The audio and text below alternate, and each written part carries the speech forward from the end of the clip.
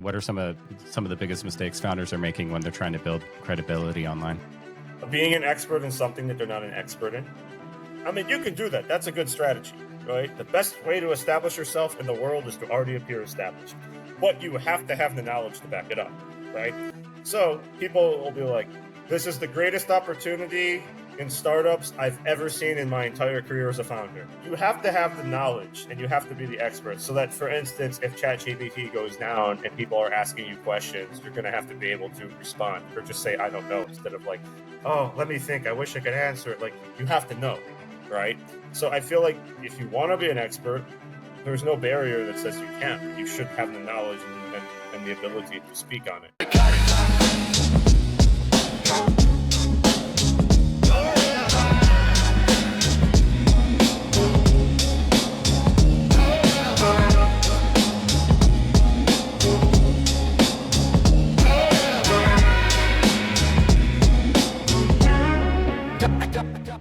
Hey everyone, welcome back to the Ignite podcast. Today we're thrilled to have Shaun Gold on the mic. He's a polymath, best-selling author, investor, and the creative mind behind venture comedy. Shaun went from Miami nightlife to the VC world, writing for top founders and building the voice behind OpenVC's content engine.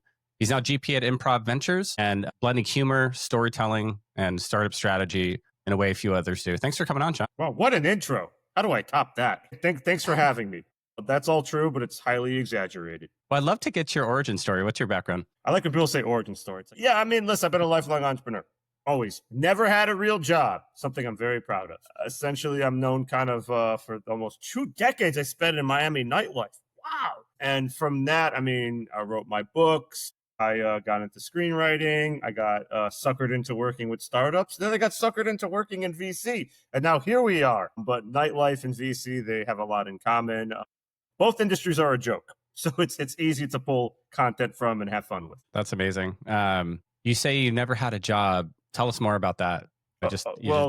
Always were. Yeah, it's just one, nobody would ever hire me. Joke's on them, you know. But yeah, I mean, it's not that lack of that, like I didn't want to work or lack of trying. Just either nobody hired me or it just didn't make sense or it didn't fit in with what I wanted to do. But I never had like be at the office at 9 a.m., stay till 6. You know, oh, we got 5 meetings today. You have the presentation ready? That's a big account. Like I never had any of that, you know, and I never wanted it. Who wants that? So I've always done my own thing and I've always found a way. People who want that are kind of weird, right? Yeah, well, I mean, a lot of people want to have a structure in their life when someone telling them what to do. Be here at this time, do this work. Your lunch is this time. You can go home at this time, and they have that structure. But then if they lose that structure, they don't know what to do. I've never had that structure. I've had my own structure, which is better, which is the structure of I'm going to sleep into when I want. And oh, look, it's nice out. I'm going to go to the beach, right? Like, I don't have to call for permission. Hey, boss, you think I can take off today? Today's a really important day. Yeah, I know, but it's like really nice weather, low humidity. I really want to go. I'll finish it later because I don't think this is going to work out. So yeah, I never, I tried a few times, but it never appealed to me. And it never was something that was like, oh man, I really hope I get this job so I can spend 60 to 70 hours a week doing something I don't want to do for money that's lower than what I expect and having nothing to show for it. Sign me up. That's so funny. I call that the triple 50. You know, I realized this in my early 20s that, you know, we're all just like, you know, working 50 hours a week, 50 weeks a year for 50 years, and then we die. Wow. You know? I don't think I've ever worked 50 hours in a week or 50 weeks in a year. Or the triple 40, whatever you want to call it, you know? But yeah, it's like it's interesting that you were able to discern that about yourself. For me, I just churned through jobs trying to find a job that would fulfill me and never quite found it, right? I was just like, oh yeah, this is pretty good, but not great. I think I might like this other thing. And I kept doing that over and over again, iterating. And that's how I got into VC after like 100 iterations, you know, going out on my own and doing this. But it took me like my whole life, like my whole adult life to figure it out, you know? I didn't figure it out. But at least you had all those jobs. You must have a lot of badges. A lot of jobs. A lot of logins. Yeah. A lot of logos on my slide deck. But so you built a name as the Nightlife Ninja. Former Nightlife Ninja, but yes. Ninja Emeritus. What lessons from that world still shape how you operate now? So with nightlife, I mean, it's the best education you can get, provided you can survive it. Most people can't survive it. They get caught up in drugs, alcohol, the people. I was always about 2 things, the network and the money. So I never did drugs. I never drank. I never even stayed late. right? I did what I had to do, shook hands, got cards, got numbers, had a good time, got out of there. But nightlife teaches you things that, again, if you're in nightlife, you're not going to know it because you're kind of like, oh, I'm a nightlife guy. It's going to last forever. It doesn't, especially now in this economy. But nightlife essentially gives you marketing expertise, right? Gives you a psychological education, what kind of archetype your client is, how they think, how they interpret information, how to navigate egos of some of the most successful, richest people that you'll ever meet, how to network properly, how to conduct business properly, ethics. Most of them lack ethics, but if you have your ethics, you can have a strong ethics, and those ethics will, just being true to your word, delivering on what you say you're going to deliver, being dependable, things that people take for granted. It teaches you so much. And it definitely teaches you how to be an entrepreneur because, nightlife, again, you're on your own. They provide you a club. It's your job to fill it.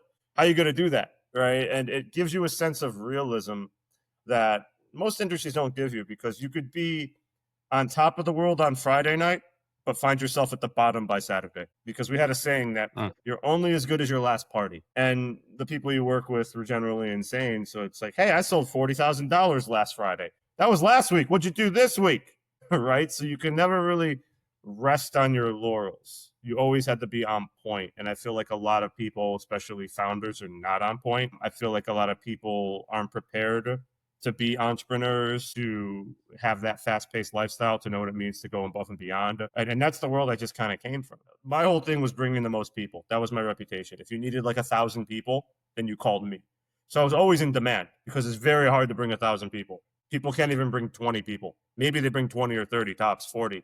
But I would be bringing hundreds and hundreds. So I worked with not just nightclubs, but major brands doing brand activations, private parties, private penthouses, yachts, all the stuff you see in the movies. That was kind of my life for almost 2 decades. So you learn a lot, right? And you learn how to actually build out a system that works, right? A functional system that's repeatable. And if you're building a startup, you want a repeatable system that generates revenue, that moves the needle to the next milestone, so to speak. Yeah, nightlife was definitely a good teacher. But keep in mind, I also went to university. I went to University of Miami because I wanted to throw parties. I chose that school over better schools just so I could be there and follow this, this passion I had, this idea I had of doing this. So I also got, 2 educations. I got an actual degree, and I actually got like a street degree. And those kind of gave me an advantage over people that either had just one or the other. Yeah, and I would imagine the ability to network is really paying dividends now for 1,000%. fundraising and deal flow. Yeah, I mean, just most people don't is all about like, give me it. Here's my deck. Where's my meeting? Where's my money? Right? Or I see you're connected with this person on LinkedIn. Connect me. Like, why would I do that? I don't even know you. Right? So you have to know how to approach people. You have to know how to build relationships. You have to know how to actually, when you call someone, they're going to return the call if they don't pick up. Or if you text someone or if you email them, they're going to say, oh, great, I'd love to hear from this person. Not like, oh, not this person again. Like, I never hear from them. So I think a lot of nuance is missing. And I think now with ChatGPT, it's definitely missing because people just don't know how to do anything. They can't think on their feet, right? They can't, they're not able to maneuver in the ways that they have to maneuver. And I'm not saying it's like a Gen Z thing, but I'm saying that it's across generations, that if you don't have a mind that is able to think quickly when you're in the room with the right people and able to pivot your position and shake hands and remember their name, their company, what they do, and why it'd be a good connection, you are operating at a disadvantage. At Nightlife, we had to. I had to know what they did, where they were from, what industry they're in, what they drank, how much they spent last time. Now, granted, we had CRM systems, but the CRM system wanted to generate a report. You drank Grey Goose and spent $3,000. No, you have to remember it. You remember by being at the table when they order. You remember because you introduced them to some models or whatever. You remember because you hung out with them, and you just remember that stuff, right? And I had to do that for hundreds upon hundreds of clients for years, right? So it's definitely a superpower, but it's a superpower anyone could have. It's just not something you can outsource to AI, and it's not something that you can just do acting like a drone on LinkedIn. You have to have the ability to converse with people and build relationships and have, a relationship where you're offering what you can offer. And maybe one day you have an ask, not then, but one day, and you can, feel confident in having that ask. Yeah, I've kind of learned that over the years that it's, especially in this industry and startups and VC generally, it's really about just being helpful. And it's such a cliche. And it's kind of just, I feel almost like corny saying it, but it is. It's just like trying to be helpful to everybody you meet, because that will come back to you eventually. right? Well, not everyone, but And strategically helpful. I'll say well, so. yeah, The DMs I yeah. get, dear insert company name. I just love the work that you're doing at insert company name. I'm curious. Do you use insert what you use in your daily operations? If so, I'd like to book a call. Like, that's not help. I'm not going to help that person. I'm not going to respond. I'm going to take a screenshot. I'm going to make fun of them on LinkedIn. All right. They deserve it. I'm going to blot out their name and their picture, but come on. But yeah, generally, if somebody is normal and if they're cool, it's no problem. As I tell people, as I tell my clients, as I tell people just that I've met over the years, like, it's no problem for me to just take 50 seconds to make an email introduction. And you can BCC me, and I don't need to know how it goes, or I don't need to be connected. I mean, there's a lot of people who are like, oh, well, if something happens, you got to take care of me. You know, if your AI for Stromboli raises $20 million, I made that connection. Like, dude, I don't care. Like, it's like, if something happens, good for you. Go for it. You know, that's fine. I just try to be helpful in that way to people that are worthy of it and deserve it. Yeah. What at what point did storytelling become kind of the through line between everything you do? I mean, it's always been about storytelling, to be honest, even with the nightlife and the other things I've done. You know, with nightlife, it's all one big story. Better come tonight. DJ's awesome. Going to be packed. VIP, sold out. The celebrity is going to come. I hope all that's true, right? But the storytelling, exactly, it evolved from me just, you know, doing work with OpenVC and pretty much, you know, writing for their content and creating all the content and social. And then expanding that to other founders and other investors and other executives that need a personal brand, don't have the time to do a personal brand, are very successful, but they just don't want to sit there and write, and they don't want to ruin their brand with AI slop. I mean, I was doing it before the AI slop, but now the AI slop is everywhere. I mean, it's just we're in the AI sludge era, right? So with that being the case, it's something that, you know, just from writing so much, writing my own personal books, writing screenplays, you know, writing blogs, writing short form videos, all that stuff. It's just a second nature to me, but it's a craft that I'm still apprenticing to. Ernest Hemingway said, writing is a craft that we all apprentice to, but that we'll never master. And I still believe that. So I'm constantly reading. I'm constantly, you know, not even just reading stupid business books. I haven't read a business book in a long time. Those are all stupid. They have someone's ugly face on the cover, and it usually has some stupid title. And it's always about like millions, like that, right? How you can turn your 9 to 5 into an engine that lets you have multiple hustles to generate 50 bazillion dollars while living on a beach. It's always something stupid. So I don't read them anymore. This is the guy that wrote 2 of them that were #1 on Amazon. I read a lot of novels, right? Because I like the storytelling aspect. I read a lot of mythology.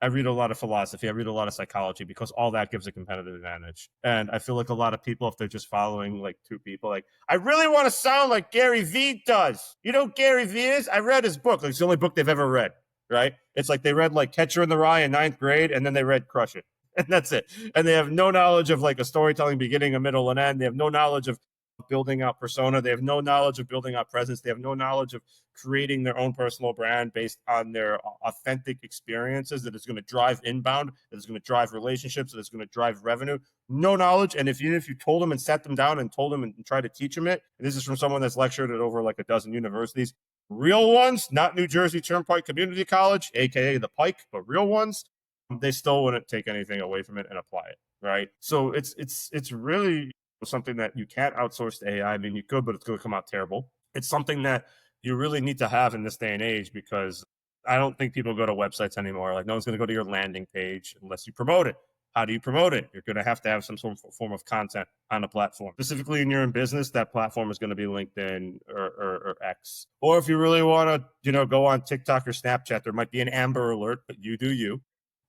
But yeah, it's something that I weave into everything. I mean, I practice what I preach. That's all. My LinkedIn, it's Monday to Friday. Every post is unique. Every post is written by me. Every post is funny, or at least I try to make them funny. They're all true, and they're all helpful in a way. So that's what I try to do, is to take really boring concepts that you're going to need to know if you're a founder or VC, and make them fun, and make them witty, and make them memorable. Or else it's other people's AI slop.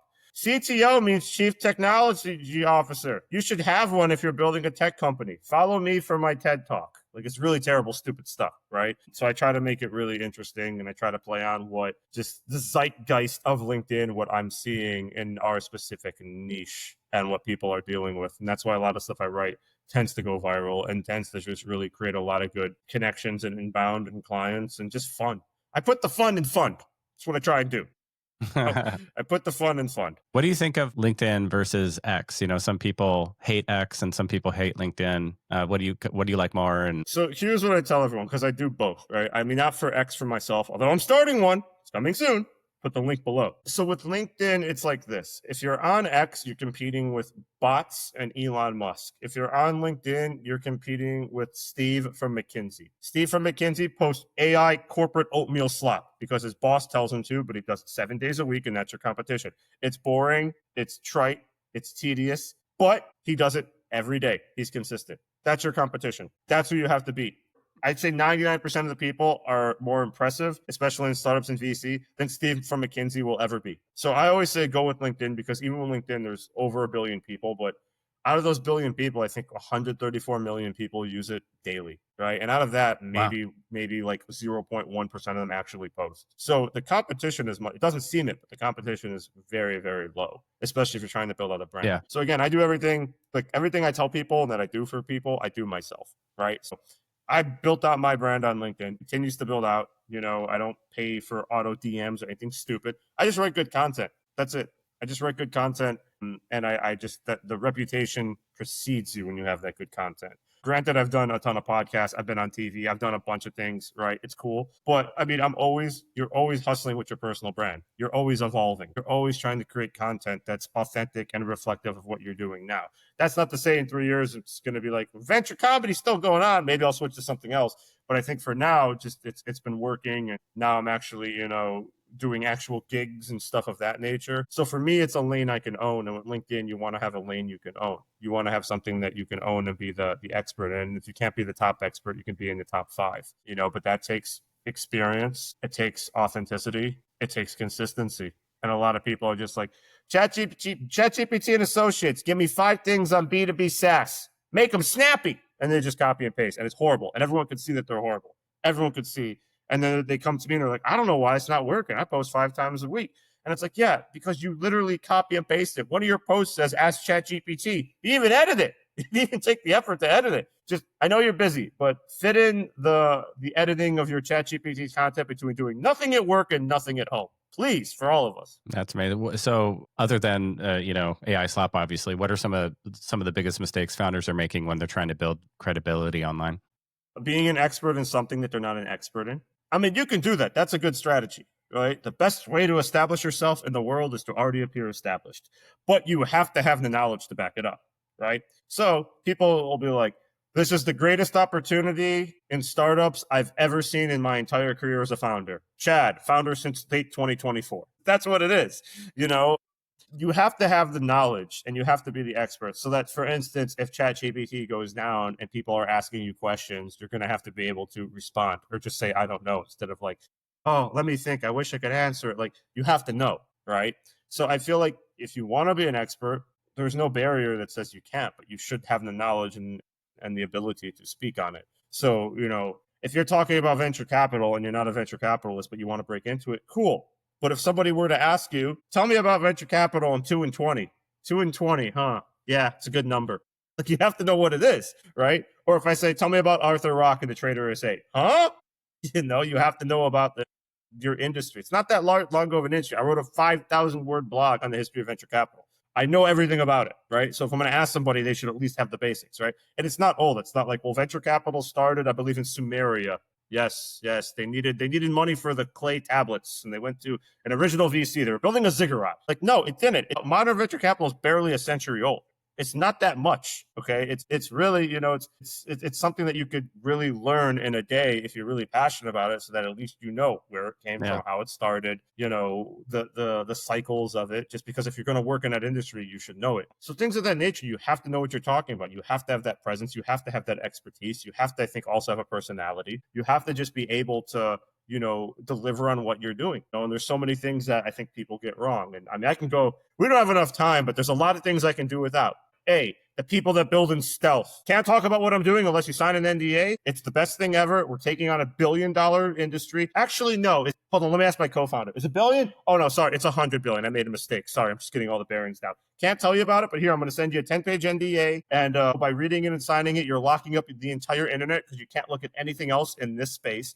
Like, it's stupid. Like, nobody cares. Unless you actually have a trade secret and you're working in a lab to create something, you don't need to build in stuff. Nobody cares that much about AI for anchovies. I'm sorry. It's not a thing.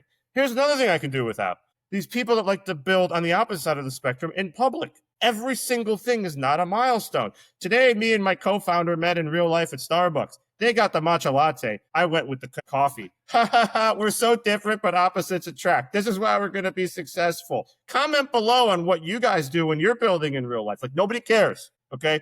The building in public is like, hey, we just launched this. And then 3 days later, hey, we just hit #1 on product hunt. Thanks, okay? That's building in public. So there's so many different things that I think people are cliche and people keep doing. And there's no one to call it out until now. I'm calling it all out. So, but yeah, there's so many different things in the mistakes. And again, not knowing how to raise capital, but talking about raising capital, not knowing how to build a company, but talking about building a company, not knowing how to sell and get a customer, but talking about getting tens of thousands. Like, I see it all the time, every day. And it's just like, and people wonder why, like, oh, well, why can't I raise money? Because you don't have a product or a deck or a team or a company. You have an AI lawnmower idea that's in a Post-it note on your fridge. And you're asking for money to make it a reality. You're like, come on, bro. Yeah, there's so many different things. And someone's got to call it out. And I guess I will answer the call to call it out. That's kind of been my main focus. And it's been working out really well. People dig it from all over the world. People say, I love it, whether they're in college and they're learning and they want to get into startups, whether they're boomers and they just laugh, whether they're fund managers, whether they're founders, either first time or exited. It's just something because it's true. I don't make anything up. I mean, sure, I make up the AI for anchovies, but I guarantee someone's probably working on that. But the information is just there. Just the medium is different. The messaging that I do is different. You can go online and say, how long should a pitch deck be for a pre-seed or seed stage startup? It's going to be the same thing I say, between 10 to 13 slides. That's it. But it's boring. I'll take it and go through why it needs to be 10 to 13 slides. But one, I don't need 5 slides on how you met your co-founder in 7th grade chemistry lab and how you grew closer over the years, and this is why you're doing this. I don't need a slide of your 25 associates and advisors that looks like the Avengers Assemble, that just show me gaps that you don't know what you're doing. I don't need 7 slides on the market showing you TAM, SAM, and SOM, but even breaking it down further and further. Like, there's so many things that that people like miss. And that's why I try to break it down and make it funny and make it memorable. So that way they avoid those mistakes and actually have something that, oh, wow, an investor, whether it's Uncle Saul giving them their initial seed, or if it's actual tier 1, tier 2 fund, is going to say, this person actually has competence and knows how to do storytelling and knows what goes in a deck and knows the metrics. And I think I'm going to take a call instead of, I couldn't send you the deck because it's like 1 terabyte. Okay. So I put it into a doc send link. Just put your email in. Okay. And I did a post on that the other day where it's like the stupid emails. Like, okay, no one wants to give out their emails. Yeah. It's like, all right, Batman at Wayne Enterprises has viewed your deck. Steve at Apple.com has viewed your deck. Oh, wow, Steve from Apple.com. Wait, he's not around anymore. Why is he viewing our deck? Like, there's so many little tricks that people don't know and mistakes they make. So I try to bring the light to them in a comedic way, in an entertaining manner. Yeah, I love the pitch decks that look like they came from, the community college business 101 course. That would be an improvement. Now they look like they come from ChatGPT and Associates, and they were made with Clippy. Clippy was going, hey, want to raise some capital? And it looks like something from when I was at university. Looks like you're raising capital. Yeah, exactly. And that he would pop up and it would be something Maybe I could help. Yeah, exactly. That's what they look like. So I'm not saying it has to be the Mona Lisa, but you should at least, it's a first impression. Maybe you should go to Upwork and just pay someone $100 to help you out. And I hear that, oh, well, we're going to be able to have our own design team once you raise $5 million. Okay, but for right now, maybe you should just get Rajesh the $100 so he can do it for you and make it somewhat good. But yeah, and it never ends. No matter how many times I talk about it, no matter how many webinars I do, how many classes I teach, how many accelerators I speak to, it's just people are like, nah, this'll do. It's always this'll do. Thanks for the information, Shaun, but I think we're going to go in this direction. Which direction? Toward the abyss? Okay, you do you. So you actually coined the term venture comedy. Where did that idea come from, and what truths do you think humor can reveal that the data can't? I got to trademark that now that you actually said that. Hold on, don't put the episode live. I got to go to the patent and trademark office. It just seems natural. Venturecomedy.com, venture.comedy. Yeah, it's going and buying all the domain names. Yeah, right. I got to go, right? No, it's fine. I am the brand, right? Anyone can do it, but the thing you'll have a couple weeks before this show actually hits the air. But I feel like, listen, there are accounts that are funny and witty. We have VC Brags and Liquidity. Like there's a few of them, but their content is all like meme based and is just like screenshot and like it's Prank cool. Praxis is one that I It's follow. That's pretty funny. yeah, like there used to be prank. And VCs congratulating themselves Yeah, on that's X is a VC pretty funny Brags. one. VC Yeah, Brags. So I mean, yeah we VC did Brags. something Yeah. with like a year or two ago. VC Brags. He's a nice guy. I like him. He's funny, but like there wasn't someone doing what I was doing with actual like advice, like infotainment, right? Or if they were, it just wasn't funny. So with me, I was just like, all right, I always make fun of stuff anyways. Like everyone's like, you're so funny. Everyone's always like, so funny, so funny. And I was on Jeopardy. I made Alex Trebek laugh in front of 10 million people. I made the audience laugh. I had dinner with some of the biggest movie stars in the world. They were all laughing. Everybody's laughing. So I was like, just, I'm gonna make fun of venture capital. It's VC, it works, venture comedy. So that's it. I mean, but again, it's not just like, look at this guy, he's dumb. It's not funny. What it is, it's like, here, we have a funny like line, right? But we back that line up with useful information so that someone that has no idea what they're doing and doesn't want to have the time to read all these blogs or watch videos or anything, they can at least get a bite-sized piece of information that makes them laugh, which is my main goal, but also lets them learn. So at the same time, you're having fun and you're learning something. And to me, the greatest thing is that, yeah, it's working. I have people from all over the world that are like, this is great. I follow your stuff every day. This is exactly what I need because you tell it how it is.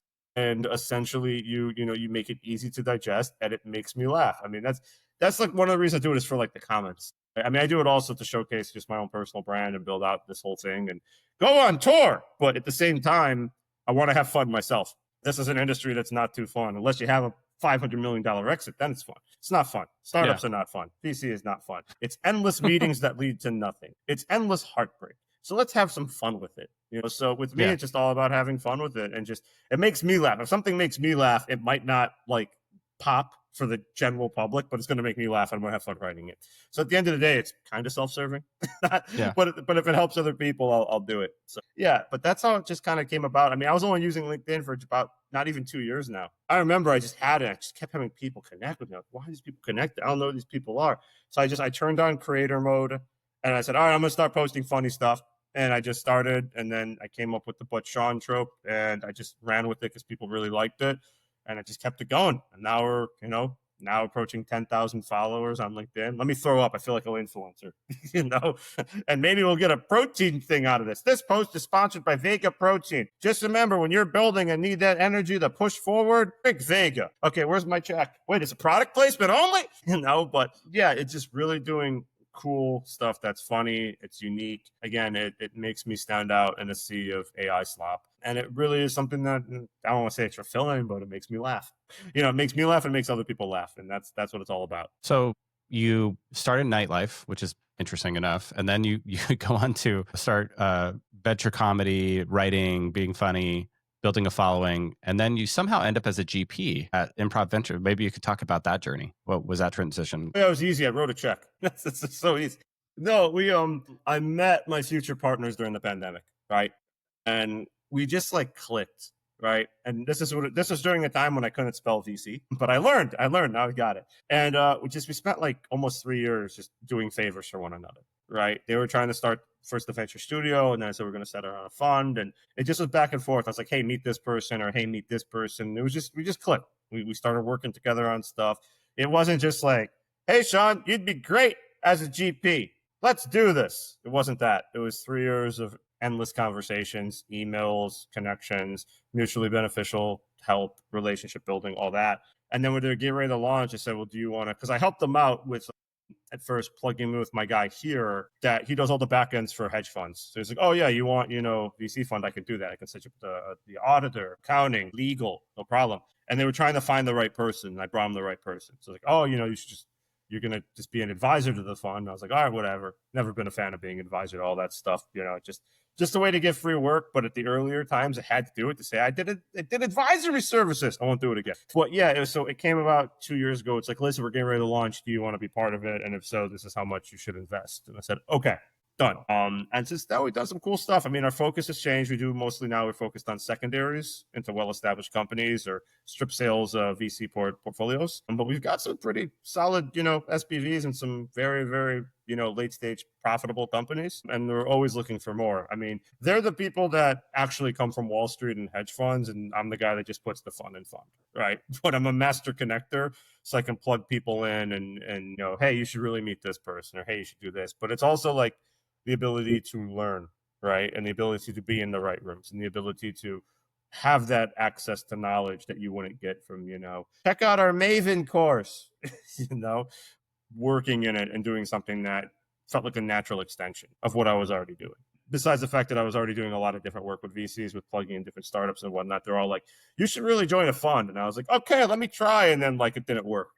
Like nobody like venture capital to get a job. I mean, the old joke is it's easier to become a professional athlete than to get a job in venture capital, right? It's always Pretty the much. case. So if you have one opening at I a gave up fund, after a few months. yeah, I came from big tech. I have an MBA, like all that stuff. I worked at startups. yeah, Spent like 3 months. I actually got interviews. I interviewed with a few. And then I just said, I don't think this is going to happen. I'm just going to start my own thing. yeah, you have to, because at the end of the day, it's like you have 50 bazillion people go after one job opening, and it's like it's not even worth it. It's like it's not. It's like, dude, I don't even want to do all that stuff. They say you have to do the financial modeling. Like how do you do that? Is that with an actual model? Because I'm not too good with little like painting or nothing. Like leave the room, Shaun. So again, it's I think another advantage is working with people that are smarter than you and people that have the core competencies that you don't. I do not have the core competencies in finance. No, I can look at a deal. I can evaluate if a startup is going to be good. Can I do a cash flow analysis, waterfall? Can I do any of that? No, I can't. Don't even know how. I'm not good with numbers or anything like that. But one of my partners, worked on Wall Street and was part of a team that managed like $9 billion. So he can do it. So yeah, you want to have the right people in place, right, for what it is. But yeah, and it's been fun. I mean, everything I try to do is fun. I'm sure that's the theme of this is like, put the fun in fun, put the adventure in venture. I try to have it. I don't want to do any work where it's like I show up and I'm like, I don't want to do this. I don't want to deal with this, right? It's not going to work out. So everyone I work with everybody, especially on the content side, from funds of funds to GPs of other funds to well-capitalized founders, executives at publicly traded companies, and they're all cool people and they have fun stuff that they do. And I try to, add that wit and add that knowledge to what they do when it comes to storytelling. But if there's someone I don't want to work with, I just don't work with them, and if there's some startup I don't want to deal with or some fund I don't want to deal with, I don't do it. I mean, that's kind of I think that's the freedom that most people forget, especially, if you grew up on social media, that like entrepreneurship means having a yacht. And it's like, no, it kind of means doing what you want to do and having the freedom to say When you want to do it. Yeah, The exactly. freedom, Yeah, that's it. It's not like for me to get on this, I had to be like, hey boss, I got a podcast. I can't make that meeting. And it's like, you have to be there. Well, I can't. Well, you have to be there. Someone's going to be disappointed. Yeah, it's going to be you. You're fired. Like, it's not like that. It's having the freedom. It's the ability to do what you want and when you want to. And I think a lot of people miss that. Plus, I've been on some of the biggest yachts we have here in Miami to throw parties. It's terrible to have one of those. The upkeep's horrible. People don't take their shoes off. You got to clean it. You got too many rooms. There's a storm and rocks. It's not good. You don't want it. So what is the thesis then at Improv? So right now, again, we started going after early stage companies in emerging markets, essentially looking where no one else is looking, right? But we shifted that because we had opportunities where we had people that in our network that were selling stakes in really, like very, very highly valuable companies, Series B and beyond. And I did a work for another GP that was a client of mine that he's really connected in the Bay Area for all the secondary funds. So I put everyone together as a connector to say, hey, we can really do these secondary deals. So we've been focusing on doing that. So Series B companies that either they're founders or earlier stage investors that want liquidity, they don't want to sell their whole stake, but they want to sell a portion of their stake because, hey, I want to go to Monaco, but all I got is these shares and the airline doesn't take them. I got to go to Spirit or something. They probably take shares, but yeah, we essentially found these opportunities that, we have people that want to sell stakes. So we created SPVs and we essentially have these stakes in these companies. And we work now with different family offices and whatnot and different VCs that are interested in selling their stakes. The problem that we've encountered is that while everyone wants liquidity, the secondary game, we may not need a 30 to 100x like a VC firm, like a normal VC does on a deal, but we kind of want a 4 to 5x. And the problem is with like a strip sale is that VCs, as you know, not every bet they make is a winner. So they want to kind of unload a portion of the portfolio. And it's like, well, we only want 4 of those companies out of the 10.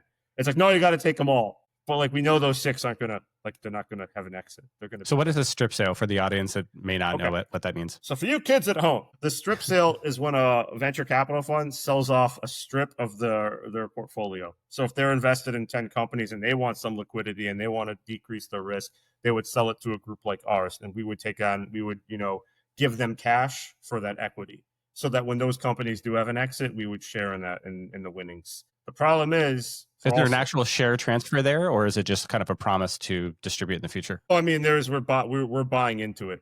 Yeah. So I don't evaluate the deal. I just you actually go to the founder, go to the company, do the ROFR, actually sign the share transfer agreement, all that stuff. Well, yeah, my partners would handle that, to be honest. So, but I think it's actually they handle that. My whole thing is like, hey, I met these people. They were interested. Take the call. Right. That's where I stop. And then I just wake up and say, hey, it went through. Look at us now. And then I go in our data room and we have stuff. Right. So, but again, the problem is, because as you know, we operate on power law. It's the one company that becomes the $1 billion plus IPO. The 9 could fail. So if we're buying 10 companies, or stakes in 10 companies, we'd hope it has the 1, but at the same time, we also want more than 1, right? We just, secondary, investors, they're happy with, again, 2 to 5, 3 to 5 return in 3 to 4 years. We don't want to wait 12 years to get X. It's more fluid that way. But the problem is, again, a lot of VC firms, zombie funds, as we know, that they just don't invest anymore and they just have these holdings. They want liquidity. A lot of what they chose, they're not good companies, right? And I think that's a lesson also for founders that, just because you get VC investment doesn't mean you're guaranteed to win.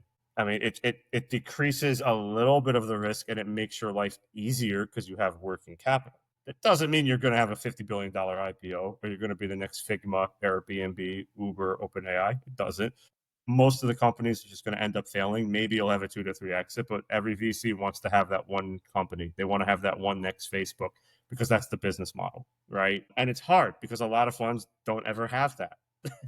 And even the funds that do still write down a lot of their failures because that's the game. It's a game of gambling. It's a game of, we're going to position you for success. We're going to position you to, have your chance at that giant liquidity event, but it's not guaranteed. It doesn't mean just because we give you the investment doesn't mean, you're going to the IPO or that Facebook's going to acquire you. We're hoping for that, but it's not a guarantee as always. So a lot of founders miss that. And I think a lot of people. What are you seeing in the market right now? I see a lot of demand for secondaries right now. There is.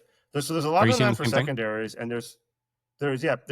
It's just, again, it has to make sense, right?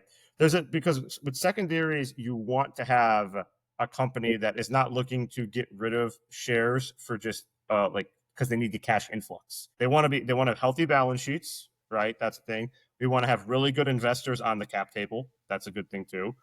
They want to have, the ability to actually grow and scale, and it's just trying to avoid dead companies and not even dead companies, but companies that have no hope of exiting. Like, for instance, what we call the spam of the secondary world is SpaceX. SpaceX, every week, somebody will slide into the DMs with tons of SpaceX to sell. Because, yes, they're one of the most valuable companies in the world, depending on the day.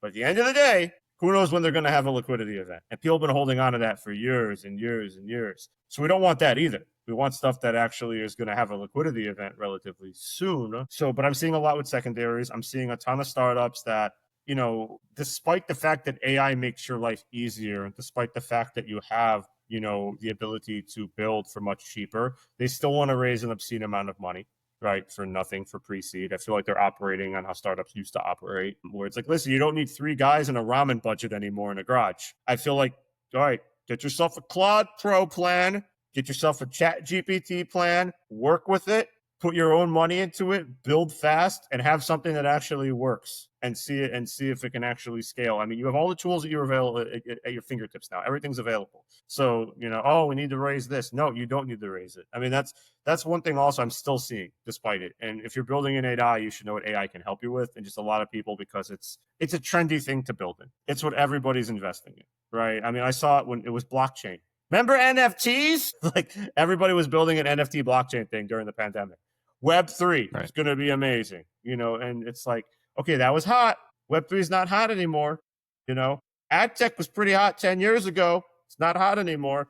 So people are trying to build in a hot market, right? But again, when the hot market becomes cold, not saying there's an AI bubble, just suggesting it. When it pops, what's going to be the next hot market? What's going to be the next thing, the next bandwagon startup to build on? I mean, the real founders, they have an idea and they're going to build on it and they're going to make it happen, whether it's a hot market or not. They don't care, right? If it happens to coincide with the hot market, cool, right? Cool. But at the same time, I'm going to make it happen. And a lot of times also it's really unsexy businesses. It's unsexy, not spicy, but they have clients, and some even have enterprise clients, and they actually have revenue, and they actually have a path to really scale this to a Series A, Series B. So yeah, the market is it's always in such flux, and there's always some new terms. Like a few months ago, the new term was seed strapping. They always make up something. I have to say, and I wrote for OpenVC, the largest startup glossary on the internet. We have 500 terms, but there's always something that's being made up. It's like seed strapping, where you raise a seed round and that's it, you're done. Those seed investors are happy. They don't need you to go to Series D. So there's always something that's coming up based on the market conditions and based on what you can do now. So it's always changing, and there's always some stupid VC term where it's like, when AI in the past year became big, it's like it's agency. It's all about agency, and it's basically another word for willpower. What, were you afraid of offending people that weren't named Will? It's the same thing. You have to make up a new term for it. Before that, it was grit. Before that, it was determination. It's the same word, right? It's the same thing. But yeah, it's got to be agency, and we got to have agentic. That's another new stupid thing. It's like, all right, well, let me know when we get there, But it's always something. Yeah. You just, that's another thing too, which I try to do through my content, as well as making it fun, is keeping people up to date on stuff that they wouldn't know about. Because a lot of the information they're reading is probably out of date, whether they took a class, whether they bought a course, whether they went to an accelerator 3 years ago. A lot of it's probably out of date. So I try to keep everybody, on point. How do you balance all of this, being a creator and an investor? And does that ever conflict? No, here's the secret. This is the Shaun Gold patented way of staying sane, staying productive. I hate that word. Got to be productive. AI is going to 10x myself. Stupid. Okay. I choose my own schedule and I focus on what I want to focus on, right? And if I have a conflict, just don't do the other thing. Okay, it's that easy. But I spend 2.5 hours a day, usually between 4 to 7, every day. No phone, no screen, nothing. I'm working out, I'm walking, I'm running, I'm doing anything where I'm out of here, not on my phone, no notifications, nothing. I'll get back to it later. That is a superpower. You give yourself a digital detox every day, and you let your thoughts roam. You can do whatever you want, and essentially you come back refreshed. So, I'll come back and I'll shower, I'll eat, and I'll get back at 8:30, 9 o'clock. I'm good to go till 1 a.m, right? Give myself kind of 2 days, not exhausted, not burned out, nothing like that. So that's something I recommend everybody. I recommend they'll call back. The email's not going anywhere. The LinkedIn message is staying there. The comments are not being deleted. Really take 2.5 hours and just let your mind wander, right? Don't bring the phone, don't listen to the podcast, unless it's this podcast, but don't listen to music. Just walk, be active, walk, run, work out 7 days a week. It has served me well. It is because I always come back feeling better, feeling clear, mentally clear, feeling refreshed, and it gives me the energy to keep going on. And if I miss a day, that's when I get a little annoyed. Oh, I missed my walk yesterday. I missed my burpee work. I missed something, but that's a superpower. You have to do it. So, because again, you have to be able to take on, whether you're a founder, VC, whatever, you have to be able to take on all this material and understand it and take action and turn thought into something that actually is tangible. And if you're not taking a break, if you're just working, 9-9-6, stupid, just sitting there 6 days a week, 9 to 9, you're going to kill yourself. It's fine. You can take 2 hours off. Okay. It's fine. In fact, if you're doing 9-9-6, take 4 hours off. You'll be much more productive and you'll be happier. You'll just feel better. So that's kind of my personal unfair advantage that anyone can do. Anyone can do it. They can start anytime. All they need is the ability to close the laptop and turn the phone on silent and just not even have the phone on them. My phone stays in the car because I don't even want to touch it or look at it or anything. I'm free of it, so that's something I recommend to everyone. Yeah, good advice. So what's next for you? What are you excited about in the coming year or two? I'm hosting 2 events in person, VC events, high net worth events, where I'm actually performing, hosting, speaking, all that stuff. So going beyond the Zoom, that's going to be cool. I'm launching a series of short form animated videos Like I said, they're going to TikTok. Hope there's no Amber Alert, but they'll be also be on LinkedIn. They're gonna be on X as well. So those You'll are have pretty to much uncheck the box made for kids. yeah. This might have to be outsourced. Yeah.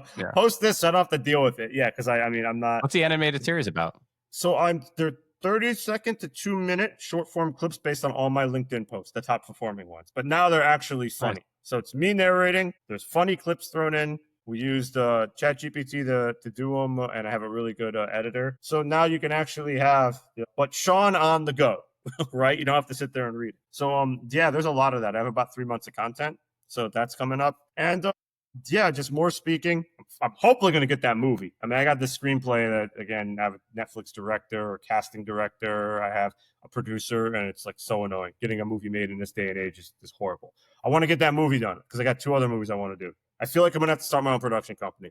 To the back of my mind, I feel like I'm just going to have to do it because it's just working in Hollywood's terrible. And I'm the one with the connections. Okay. I have connections to all these people. And even when you have the connections, Hollywood is like venture, is where the only 2 industries when people say, we're so excited to read your material, we're looking forward to getting back to you, is code for meaning I'm never talking to you again, ever. It's always code. So I like to do that. And it just continue to scale, not only our investment opportunities, but also my personal business, writing and ghostwriting for various founders and VCs and, executives across the board. I mean, it's definitely something I've got some notoriety for. The not boring content. That's another one. I got to write that down.